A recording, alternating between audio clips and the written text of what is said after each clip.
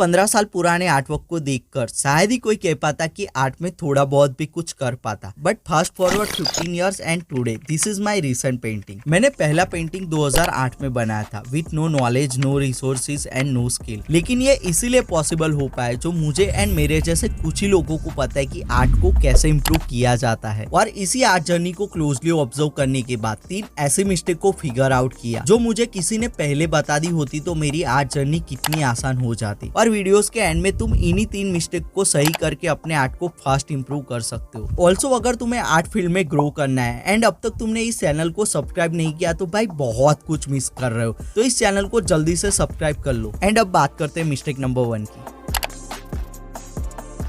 YouTube ऐसे कई सारे वीडियोस से भरा पड़ा है जो आपको सिखाता है कि अपने ड्राइंग को कैसे इंप्रूव करना चाहिए। आपको इन वीडियोस में हर तरह की एडवाइस मिलेगी, कुछ गलत कुछ सही। इवन जो एडवाइस सही है वो जरूरी नहीं कि आपके लिए भी सही हो। सिंपल एग्जांपल लेते हैं। बहुत वीडियोस में आपने सुना होगा कि फिश को ड्रॉ करने के लिए लूमिस मेथड का यूज करना चाहिए। क्या एडवाइस सही है? हाँ, डेफिनेटली। ये एडवाइस मोस्ट ऑफली एक एक्सपीरियंस आर्टिस्ट के केस में मस्त काम करते, लेकिन इसका ये मतलब नहीं है कि वो हर एक आर्टिस्ट के लिए काम करती हो। लाइक यही एडवाइस एक बिगिनर या कम एक्सपीरियंस वाला आर्टिस्ट यूज करने लग जाए तो शायद ही उसको उतनी हेल्प मिल पाएगी। और एक एडवाइस जो आपने बहुत बार सुनी होगी, क्रिएट आर्ट एवरीडे। आपको हर जगह स्केचबुक लेके जानी, क्विक ड्राइंग करनी है। हाँ, ये एडवाइस सही है, लेकिन क्या हो अगर आप एक बिगिनर हो तो क्विक स्केचिंग में रेफरेंस, ऑब्जर्वेशन स्केचिंग ये सब कम टाइप में कैसे मैनेज करोगे? और कई केस में तो हमारे पास करने के लिए बहुत काम होते हैं। इवन एक फुल टाइम आर्टिस्ट के लिए एवरीडे प्रैक्टिस करना एंड डिसिप्लिन रहना पॉसिबल नहीं है। पता चला जबरदस्ती ड्रॉ कर रहे हो। लेकिन एक कॉमन क्वेश्चन जो हर एक के मन में होता है, हमें क्वांटिटी पे फोकस करके ज्यादा पेंटिंग्स बनानी चाहिए या फिर क्वालिटी पे फोकस करके कम लेकिन हाई क्वालिटी पेंटिंग्स बनानी चाहिए?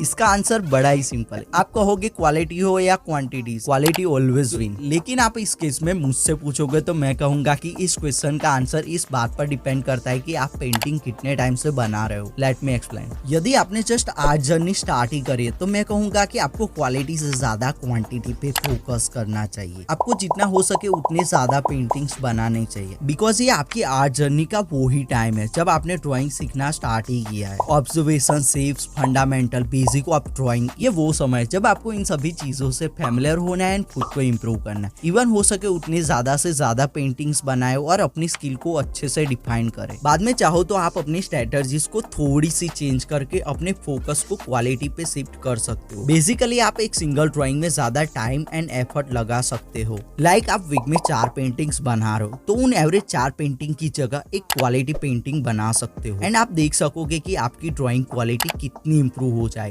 लेकिन यही काम एक बिगिनर करेगा तो शायद ही उसकी ड्राइंग क्वालिटी में कोई डिफरेंस होगा। अगर उसे एक ड्राइंग बनाने में 3 दिन लग रहे ना, वो पूरा वीक भी लगा देगा पेंटिंग्स बनाने में, तो भी उसकी पेंटिंग क्वालिटी बहुत ज्यादा इंप्रूव नहीं हो जाएगी। तो ये सिर्फ मेरा ओपिनियन था कि एक बिगिनर को क्वालिटी से ज्यादा क्वांटिटी पे क्यों फोकस करना चाहिए। लेकिन अब मैं तुम्हें जो मिस्टेक बताने चाह रहा हूँ वो तुम्हें यूट्यूब पर कहीं नहीं मिलने वाला। ये सिर्फ तुम्हें एक्सपीरियंस से ही समझ आता है।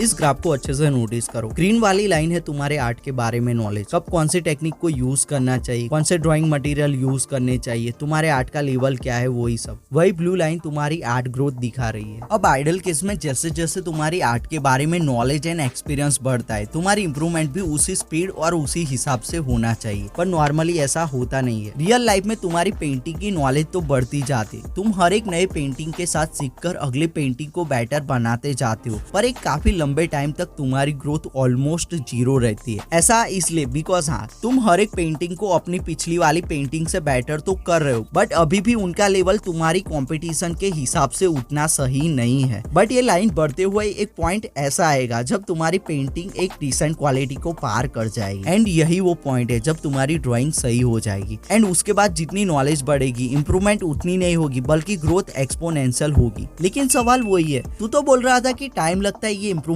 वाली लाइन को ऊपर ले जाने में, कोई सॉल्यूशंस नहीं है इसको कम टाइम में ऊपर ले जाने के लिए। अब ये जानना है तो लेफ्ट वाली वीडियोस को क्लिक करो, उसमें बताए कि तुम कैसे 7 डेज में इंप्रूव कर सकते हो।